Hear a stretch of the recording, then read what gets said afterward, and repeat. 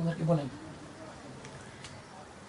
এই মামলাটা তো প্রথমে যে প্রকৃতিতে আমরা দেখছি এই ধরনের মামলা ছিল না।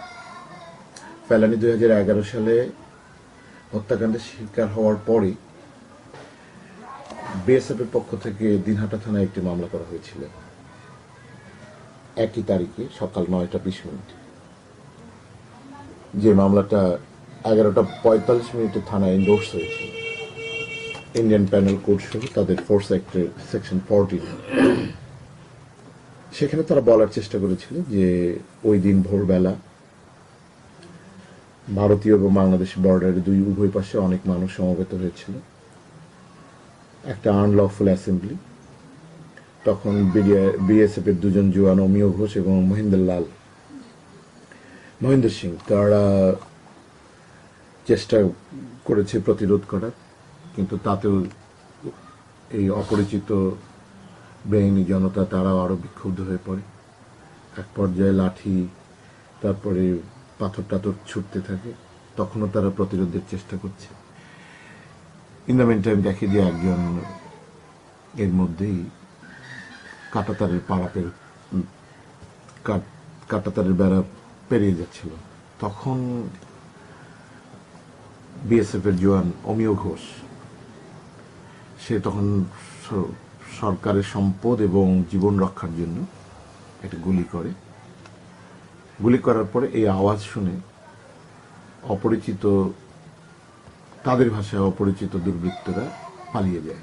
কিছুক্ষণের মধ্যেই তারা গিয়ে দেখে যে পরে দেখে যে একজন ভদ্রমহিলার একজন মহিলার লাশ এর কাঁটাতারে ঝুলছে। এটা হচ্ছে তাদের বক্তব্য।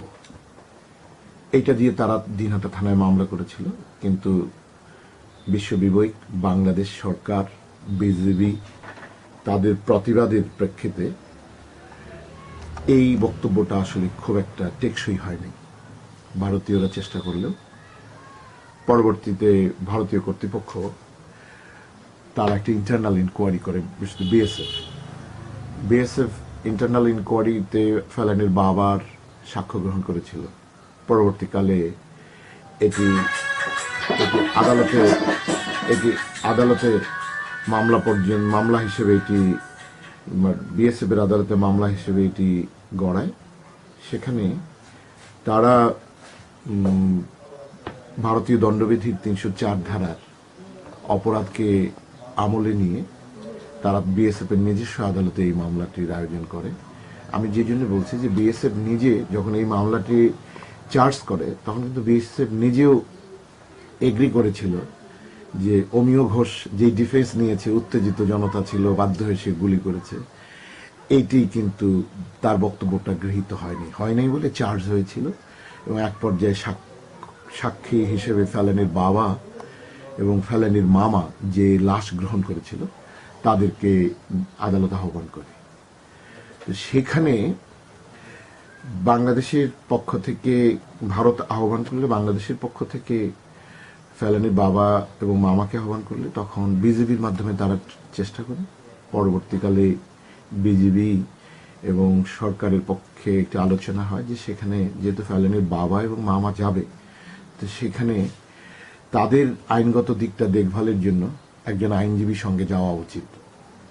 সেই বিবেচনা থেকে প্রথমে তারা ভারতীয় কর্তৃপক্ষকে জানায় যে আমরা একজন আইনজীবী, একজন বিজিবির 45 ব্যাটালিয়নের অধিনায়ক এবং ফেলানির বাবা এবং মামা যাবে। সেক্ষেত্রে পরবর্তীকালে তাদের মন্ত্রণালয় এটি অনুমোদন দিল, তারা জানালে পরে আমরা এই চিঠি সহ সরকারের সহযোগিতায় আমরা ভিসা প্রক্রিয়া সম্পন্ন করি এবং ইন্ডিয়ান অথরিটি আমাদেরকে ভিসা দেয়।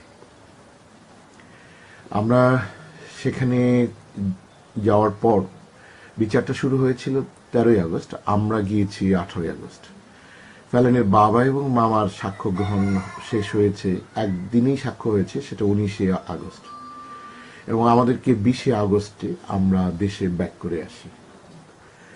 তো ফলে আমাদের যেই আশাটা ছিল যে কারণ ভারত তাদের কথা বলেছিল আমাদের সাক্ষ্য গ্রহণের প্রশ্নটা 3-4 দিন লাগতে পারে, কিন্তু তারা সেটাও মানে তার আগেই আমাদের সাক্ষ্য সমাপ্ত হয়ে গেলে ফেলানির বাবা এবং মামার পরের দিন তারা আমাদেরকে বলে যে আপনাদেরকে যেতে হবে, আমরা সেই অ্যাকর্ডিংলি আমরা চলে এসেছি। ফলে আমরা একদিন বিচার প্রক্রিয়া দেখেছি।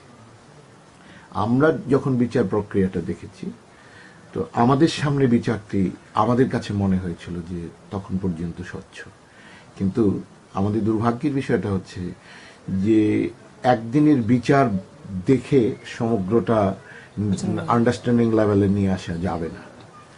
তবে আমাদের কাছে মনে হয়েছে যে ওখানে তাদের কারো কারো ভেতরে এই ধরনের একটা দৃষ্টিভঙ্গি ছিল যে এই বিচারটি অনেকটা বাংলাদেশ ভার্সেস ইন্ডিয়া অথবা বিজেপি ভার্সেস বিএসএফ এই ধরনের একটি নেগেটিভ মেন্টালিটি তাদের ভিতরে কারো কারো জওয়ানের ভিতরে আমরা পরিলক্ষিত করেছি। যদিও তারা বলেছে যে এটা ফেয়ার ট্রায়াল, আমাদের কোনো কিছু নেই, কিন্তু আদতে এটি ইন্ডিয়া ভার্সেস অমিয় ঘোষ ছিল মামলাটি। কারণ ইন্ডিয়ান ডিসিপ্লিন ব্রেক করেছে, ইন্ডিয়ান অথরিটি মামলা করেছে, ইন্ডিয়ান ল ব্রেকিং এর কারণে এই ট্রায়ালটা হয়েছে। ফলে এখানে বাংলাদেশ কোনোভাবেই পক্ষ ছিল না। বাংলাদেশের নাগরিক, বাংলাদেশের নাগরিকের কোন সন্তান, এই জায়গাটায় বাংলাদেশ এখানে কার্পণ্য করেনি। বাংলাদেশ সরকার যে তারা সাক্ষীর জন্য আহ্বান করলে ফেলানির বাবা এবং মামার কোনো আর্থিক সঙ্গতি ছিল না, দিনমজুর। তার একটি এই জায়গায় সরকার এবং বিজেপি যথেষ্ট